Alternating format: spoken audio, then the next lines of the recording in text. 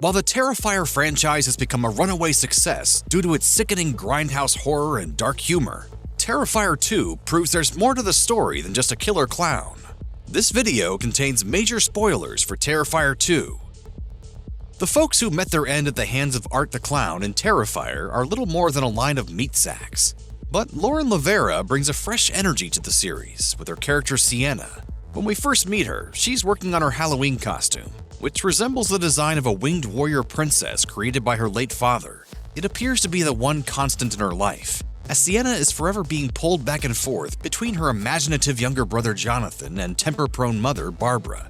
Even when the wings catch fire, she's still determined to do what's necessary to have this costume ready for the Halloween party. However, everywhere Sienna goes, she's haunted by Art's presence, whether it's in her dreams or a very awkward encounter at the costume shop.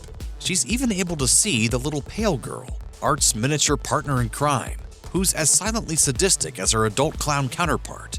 But with Jonathan being the only other person who can also see the demonic pair, we're left wondering what it all means. A strong implication is that Sienna's connection to Art lies in the complicated webs of her family tree.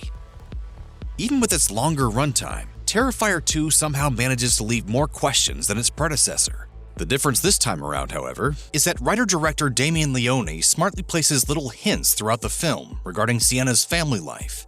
In the first half, we know that Sienna's father has passed on from a brain tumor, leaving behind a sketchbook full of articles about the murders committed by Art, referred to as the Miles County Killer, along with sketches of him.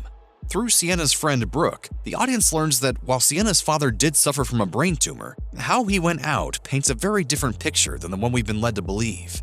He had been seeing visions he couldn't explain, leading him to become abusive toward his family.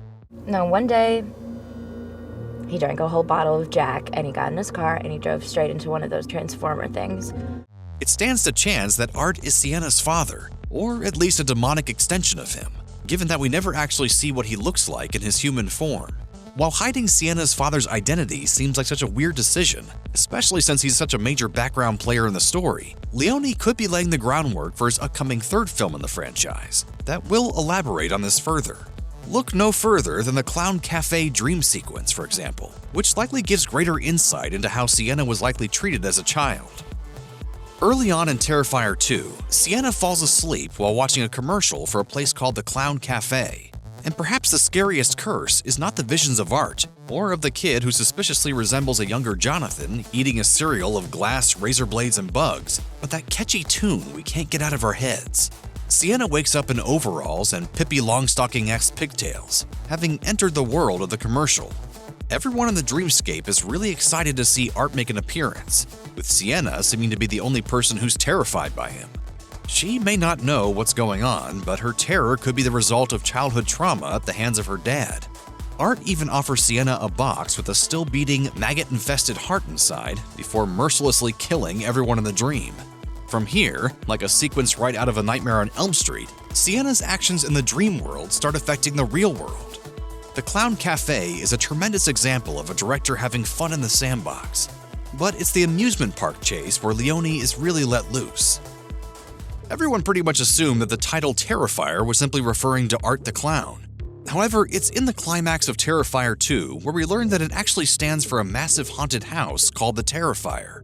Even the little pale girl is based on a child named Emily who went missing within the attraction long ago. The set is so detailed that the filmmakers probably could have made an entire movie inside this location alone. Of course, this is where Sienna and Art have their final, almost fated showdown. They used me to get you here. They need you in this place for a reason. Why are you saying that? It's what Daddy saw. Jonathan believes that the warrior princess in their father's sketchbook was always meant to be Sienna, foretelling her as the one to defeat the clown. Sienna even goes so far as to become a literal guardian angel as she shields Jonathan from Art's hook whips before fighting back with a vengeance. Terrifier 2 has many endings, but the ultimate conclusion arrives when Art stabs Sienna with the sword her father left her. But after the sword lights up and resurrects her, Sienna uses it to finally decapitate Art. In the aftermath, the little pale girl collects the clown's melon and walks off into the darkness. Sienna has won the battle against evil, but for how long? There are still too many questions regarding her possible family ties to Art, And the post-credit scene makes that even more complicated. We first saw the character Vicky when she viciously attacks the television talk show host Monica Brown at the start of the first Terrifier. And now, in Terrifier 2's post-credit scene, all signs point to her being under Art's control, with Vicky writing obscenities on the wall of her asylum cell in her own blood. A nurse comes in to check on the disfigured woman, only to discover that she's given birth to the head of Art the Clown.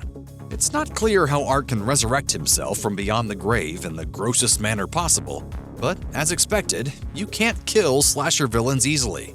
Leone probably didn't have the family dynamic of Terrifier 2 in mind when he was writing the first film, but it seems like the conclusion to his epic slasher is only the start of all of the crazy ideas he has in store.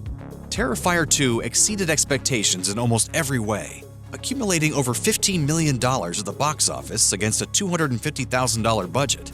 Leone has made it explicitly clear that there's a lot more story to tell with everything he's set up here, and the film's wild success has guaranteed a Terrifier 3 in the near future.